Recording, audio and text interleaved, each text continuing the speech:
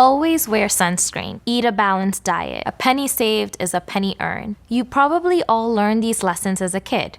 Maybe from your parents, or if you grew up in the 80s, from the public service announcements at the end of every episode of the G.I. Joe cartoons. But chances are, despite knowing this, you still stepped outside without putting on sunscreen, devoured an entire bag of chips in one go, or spent way more of your paycheck than you anticipated. So why is that?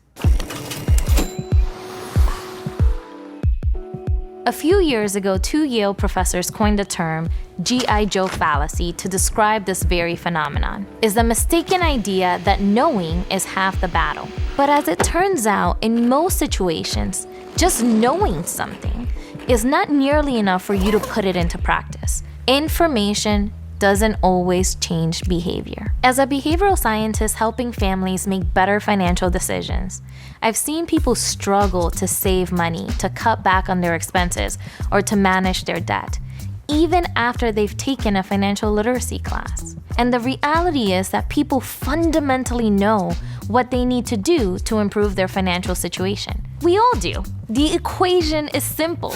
They need to save more and spend less. But the thing is, that's just really hard to do.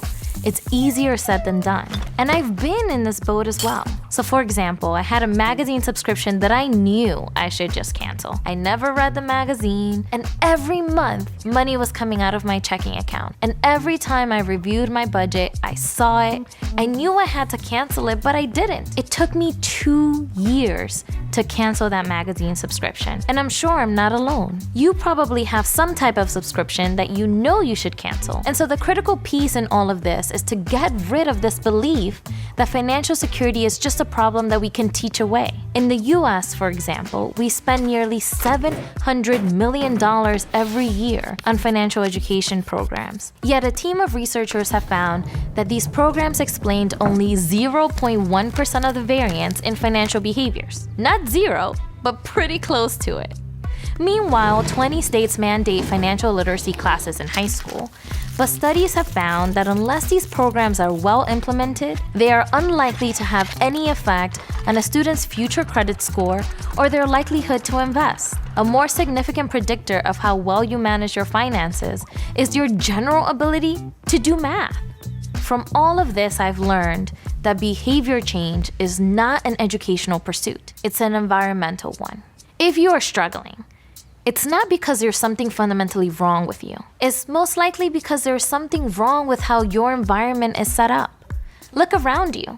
The cues to spend money have gotten smarter, faster, and more efficient. Targeted ads are becoming more personalized, corporate content is becoming more engaging, and everything around you is focusing on spending. So let's change that. You can reshape your environment and how you interact with it, and I can guide you through it. Over the course of this series, I'll take you through a step-by-step look at how you can change your environment and regain control of your finances. At the end of every episode, I'll share practical tips based on research on how to spend less and save more today. Not tomorrow, but today. And your future self will thank you.